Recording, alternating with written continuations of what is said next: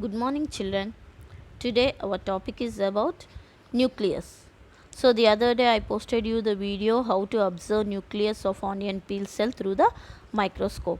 I hope everyone has observed that experiment. So now let us learn about the nucleus. So nucleus is a membrane structure which is having an outer membrane called nuclear envelope.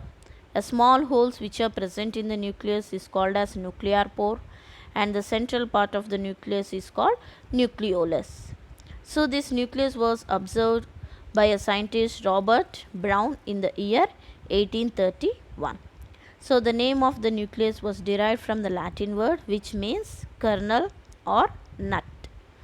So when he observed this nucleus, he gave us the notation that nucleus is playing a key role in fertilization and also development of the embryo in plants. Later he also observed the nucleus in animal cell also, that you will be observing in the cheek cells.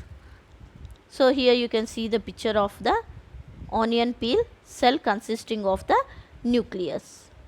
So both plant cell and animal cell, that is onion peel cell and cheek cell, we find a dense round body called as nucleus. So this nucleus and the cell membrane is surrounded by a jelly like substance called as cytoplasm. So in between the cell membrane is the one which is acting like a boundary for the cell, and the nucleus which is present in the cell. So between the nucleus and cell membrane a fluid is present called as cytoplasm. Cyto means cell.